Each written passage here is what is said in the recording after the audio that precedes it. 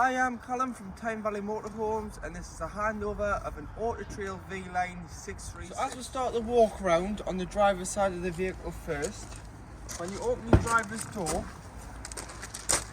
you've got a little gauge here which is your gas level indication gauge. As this has got a 25 litre underslung tank and doesn't take bottles, it's a refillable system. This will illuminate when the engine's put on to tell you how much gas is in your 25 litre gas tank. To fill your gas tank, this is the filling point. So what you do is you remove the cap,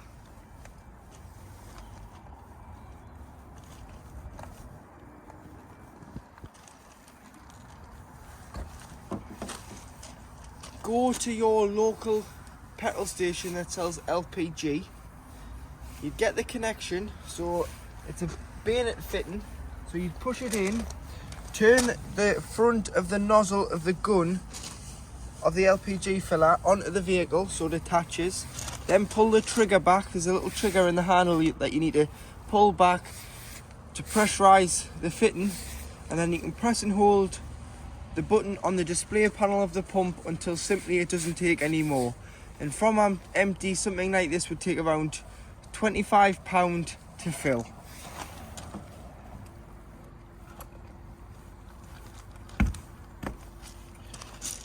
Underneath here you've got two taps, so you've got a blue and a grey. Blue is fresh water, so when you want rid of your fresh water, when you're parking it up and winterising it, you just open the tap and allow the water out the van. And then you've got your grey, which is your dirty water, so that's anything that you put down the plug hole. So on the way out of your site, you want to be pulling over the grid, which is the waste disposal point for your dirty water, and draining it off, because there's no real reason to be carrying waste water around with you. You may have to carry a full tank of fresh water if you go wild camping. But make sure these are fully drained off in the winter to avoid any water from freezing and causing any damage. To hook the motorhome up, this is your hookup point. So for mains, so getting back to your mains connection point, so to hook the motorhome up, if you wanted to charge it at home before you went away, or if you want to go to a site with electric, you'll need to hook the van up, because obviously you paid the electric fees, you'll want to use the electric as much as possible. So this is the hookup point on the van. What you do is you get your hookup lead, lift the collar, and you want to hold it like so. You want to slide it onto the van first, then the site or the house, and do it in reverse order when unhooking, so that you're never walking around with a live lead. That will then charge your leisure battery and allow you to use all the 240 volt appliances within the motorhome. But when unhooking, there's a little clip in the left hand corner here to push down to release the hookup lead safely. Coming further back, you've got your cassette loo. So on the keys, you've got a little habitation key. This opens this cassette locker, then it'll allow you to push both buttons in.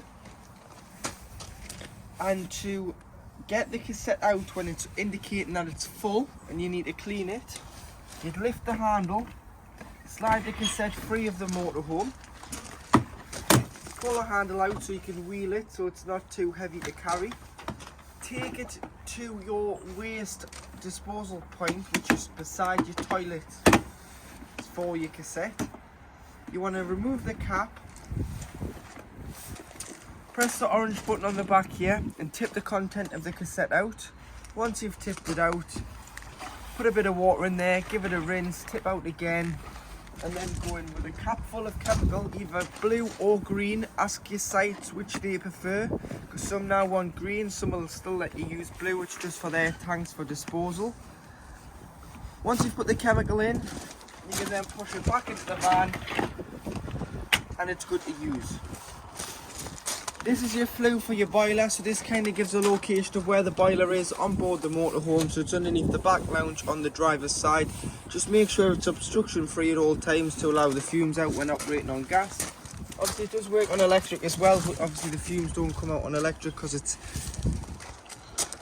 elements, not a burner. At the back of the van, you've got your high level brake light at the top, barn doors, so you can open them up, and if you park somewhere nice on a nice day, you can sit with the back doors open for that nice view, or you can push this button which will allow the doors to go to 180 degrees. Just make sure that if you ever fit a bike rack, you don't press the button because you'll smash your back lights. And always make sure with the back doors you give them a good slam, otherwise it'll register that the back doors are open, and it's just because it's a van and the big heavy doors, they do need a good slam to be closed. Coming round to the passenger side, this is your filler for your freshwater system. So you want to go and get yourself a hose pipe with some hose pipe connections, as it's mainly just a brass tap on site, and this would be where you fill the motorhome with water when you arrive on your site. So again, using the little cavitation key, it's a lockable cap, you'd unlock it, put the flat end of the hose into the van, connect the other end to the tap and fill it until it either overflows or until you look on your control panel and view your freshwater level reading. And if you're happy with it, you can stop the water, or you can wait until it overflows and you know that the system's full. 2 fridge vents there, your awning and your awning light, which we can show you your awning on collection. To fill the vehicle with diesel, with the main ignition key, it's at the passenger door and it's a lockable diesel cap. You've got your tyre pressures here on the sticker, so 5.5 bar front and back, which is 79.5 psi. Toolkit lives underneath the passenger seat, so everything is in there to change the wheel, so jack and brace, tone eye, screwdriver. Underneath this compartment in the floor here, if you lift that out, your engine battery lives underneath there, so if you ever need to change it, put a charge run over the winter, it's underneath there. And then this is your bonnet release.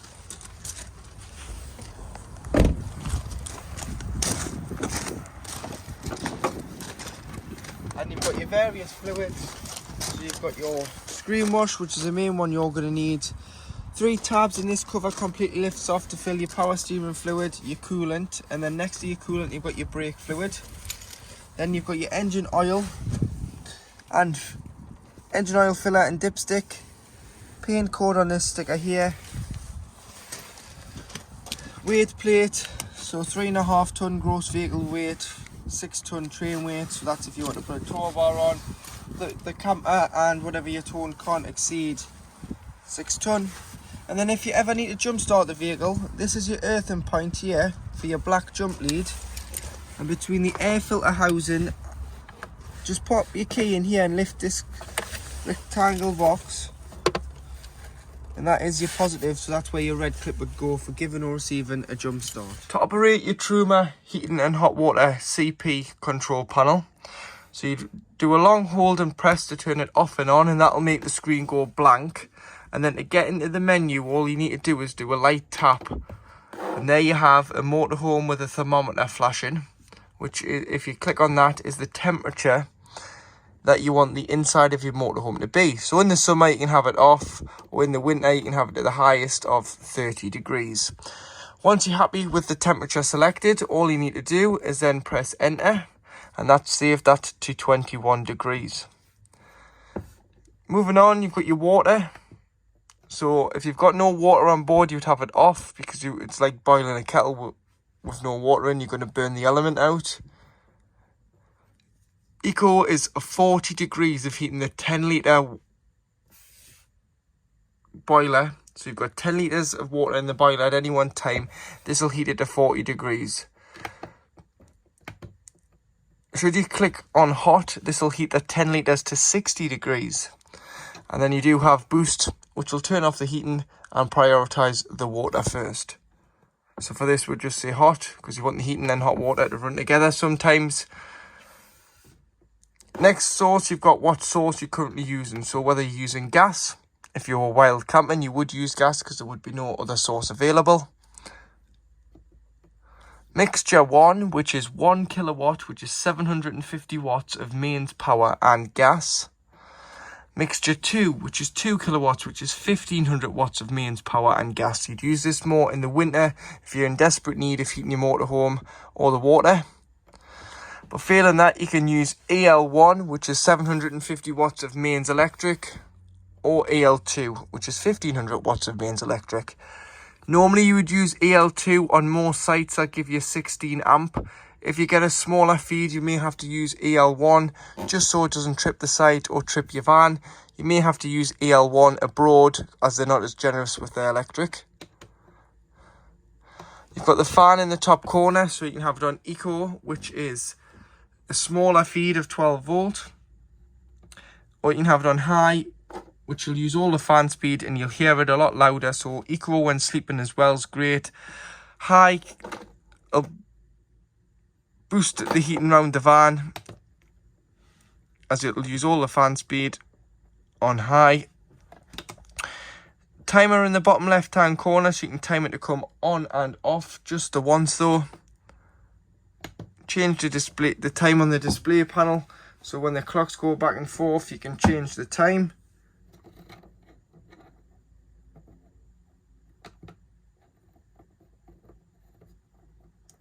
Like so.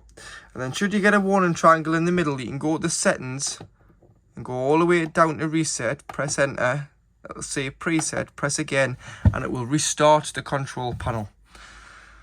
So that it'll clear any fault codes, and you can then go in and set the temperature, the water, the energy source and the fan speed all again. To operate your 12 volt control panel, you've got your master switch here which turns the vehicle on of 12 volt off your leisure battery. Obviously if you're hooked up you'll get 230 volt as well, but if you're not you'll just get 12. So this turns it on and off. You always want the blue light to be on the leisure battery, which if you click it, it shows you the level of your leisure battery, so you can see there that it's fully charged, and that means that battery is active and it's using that battery to power the motorhome side of the body. Whereas if you press the leisure battery, it'll then tell you the voltage of the vehicle battery, but it's now using the vehicle battery to power the motorhome, and it will flatten your engine battery. So always make sure this battery is used for the habitation area. You've got your pump, so you can turn your pump on to pressurise the water to the taps, toilet and shower. And to read the water level, you just press this one and it'll tell you how much water is in the main fresh tank at any one time. So your cooking facilities in this vehicle, you've got 3 gas burner rings.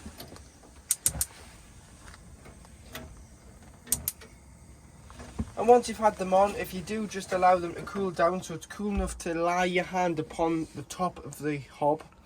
That's when you know it's cool enough to put the glass lid down. Otherwise, you can shatter the glass if it is too hot. Your microwave above is a mains householder microwave, so it's a 800 watt and it works on mains 240 volt power. So you've got to be hooked up for this to work. And all you need to do is press Eco, and that'll wake the microwave up. And then if you press this button, it goes up in 30-second increments, like so. Underneath you've got an oven,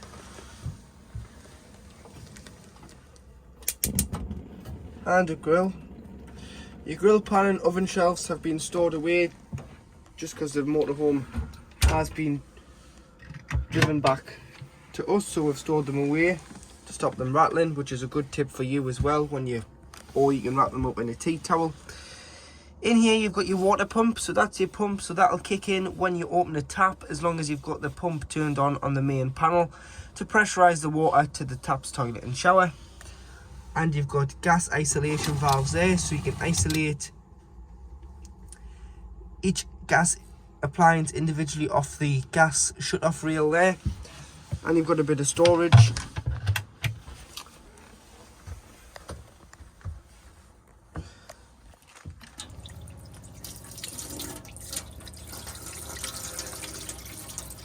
Give it a few seconds and the hot water will start to come through. That is getting up the temperature there. You've got a mains plug at the back of the oven for a kettle or a toaster.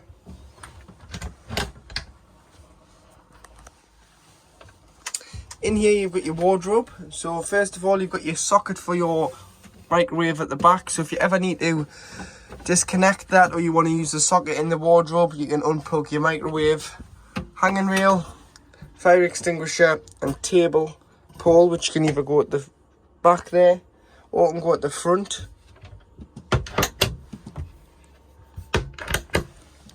Below you've got your fridge. So your fridge is a 3-way fridge. So it's electric when hooked up, 230 volt, gas or battery when you are driving.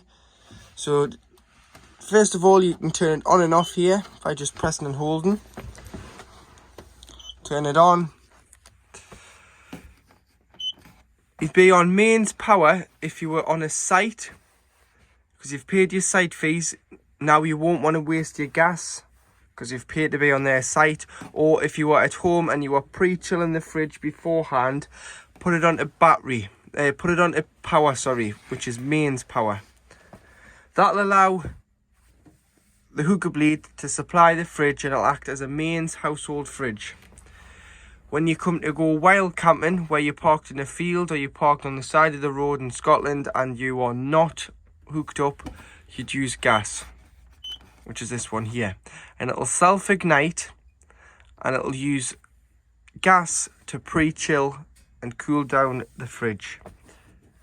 However, when you're moving from home to site or site to site and you've had it on, you can use the battery setting here, which you just press and hold. It'll fail because the engine's not on, and that's a feed from the engine alternator, and it acts as a big cool box, so it only supplies it with 12 volt. Now when you've come to stop, you have to either put on a gas or back onto mains if you're on your hookup on your site. That'll only keep the shopper nice and fresh and edible on your drive, and keep the temperature that it's at before you left the same as when it travels. It'll get no warmer but no cooler until you either go back to mains or gas. This is your temperature, obviously 5. You'd have it on 5 if you had nothing in. Pre-chilling the fridge, you'd have it on 5. Once you put your shopping in, you may just want to turn it down to 3 or 4, because sometimes 5 can freeze the fridge. And then when you're not using the motorhome, what's best to do is turn it off and leave the door open. So you can either leave the door open like that, or on the side of the light there's this little lug. Press it in and it leaves the door loose, and it allows air to circulate in and out the fridge to stop mold and bacteria growing. And it's probably best off that you give it a good rinse out with some Dettol spray and some wipes, and then leave the door open to allow the air to circulate around the fridge. In your toilet area, you've got your shower curtain that's clipped back there with 2 press studs, which will come over and clip in the corner here. And that'll stop the toilet from getting wet. You've got your shower hose, which is always recommended when you winterize. If you unscrew the head from the hose, it'll stop any water from sitting in the pipe and potentially freezing, leaving the mixer tap open throughout the van. So leave all the mixer taps open throughout the motorhome.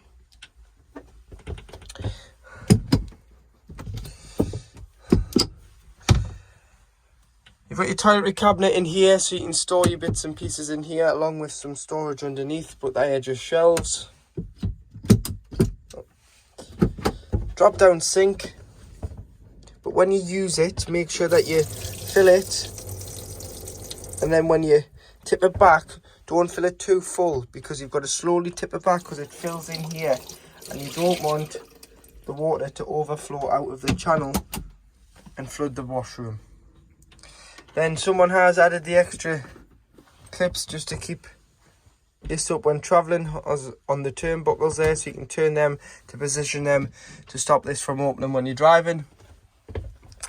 And then finally, to use your Thetford toilet, you press the blue button here, which is your flush button, which is a freshwater flush as it comes from your main tank on this van. So it doesn't have a separate header tank. So it's just fresh water. But when you press it, the fan's going to kick in. Press the fan to shut the fan up. Press and hold. Put a little bit of water in the toilet first. It'll help lubricate the seal between the toilet and the blade. And then before you use it, you want to open the blade, which is this handle here. So you'd push that away from you. Now everything's going to go into the cassette. You'd use the toilet. After you've used the toilet, you'd give it a good flush. And then what you'll do is, you'll bring this back to the right and close the blade, which will then mean when the toilet indicates that it's full, which it will here with a couple of green lights, you can pull the cassette straight out the van and empty it, rinse it and replenish it with chemical. So in the back lounge, above in your overhead locker, you've got your solar panel charger, and then this is where you're sending the charge to, so your selector. So you've got the bottom, which will be your leisure battery, off will be nowhere, and then the top will be the vehicle battery. So you can direct the charge through the switch to which battery you want to charge up. And then directly next to it, you have your TV booster, so you can leave it on all times. It'll turn off with the main 12 volt panel. And you've got a booster there, so you can boost the signal. So it can be min or max to get the right TV quality and pick up the right channels that you can find in your area, as it's a fixed aerial on the roof of this vehicle.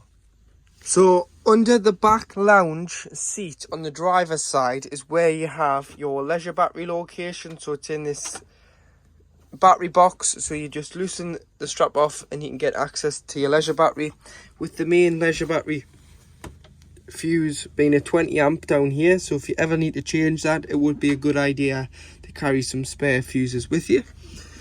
And in the front here, you have your power supply unit. So it's got your trips on mains power, and it's also got all your 12 volt fuses. So like I said, carry some spares. They're all listed, the ratings and which fuse does which in the block. Just in case a fuse does decide to blow, you can replenish the fuse and it shouldn't interrupt or disturb your time away. In the corner here, you've got a mains fuse spur for your electric side of your heating and hot water. So just make sure that's never switched off, because it won't work on electric. It's got to be switched on. To be fair, it'll probably always be switched on, but just make sure that you haven't knocked it when you've been loading the motorhome. So if you ever have a problem, check this area first, that this hasn't switched itself off or you've accidentally knocked it off. Further back, you've got your boiler. So your boiler does two jobs. It obviously heats the van through the air blown system through these ducting pipes, but it also holds water. So it holds 10 litres of water in here. And it's very important that in the winter you drain the water off in here, and you drain the water off throughout the motorhome. So you drain the fresh and the waste outside, you drain the boiler, and then you'd leave all the mixer taps throughout the motorhome in the open position to stop the water from freezing and potentially causing any damage. To drain the boiler off, on the other side, underneath this pipe here, you've got a yellow toggle tap. It's currently in the closed position, which is lying down. What you need to do is you need to flick this up like so, stand it on end and leave it, and that'll drain off the water directly out underneath the chassis of the vehicle.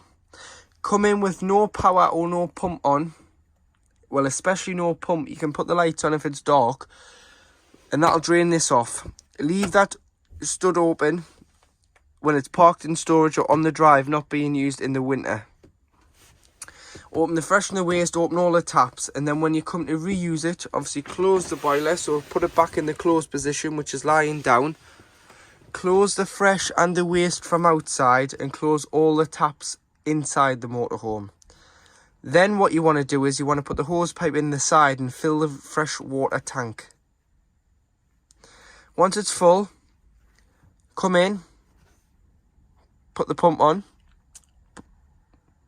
go to the cold side of the tap first. You'll get a pressurised flow of cold water, and then when you start to go around the hot side, it'll cough and splutter until you get a steady pressurised flow of water from the hot side of the tap. Once you've got a free flow of water from the hot side and you've done one tap, do the rest of them, the other two.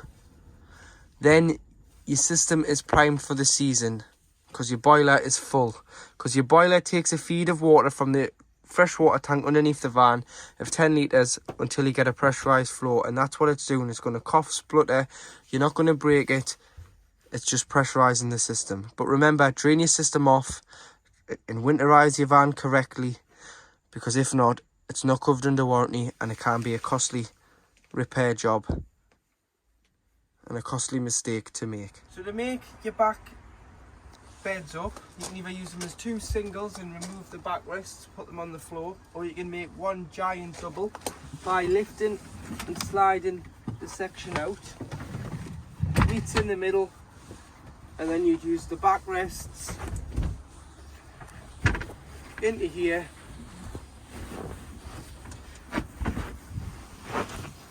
to create a large double bed. But it's entirely up to yourselves how you use it, either two singles or one giant double, but that's how you'd make your bed.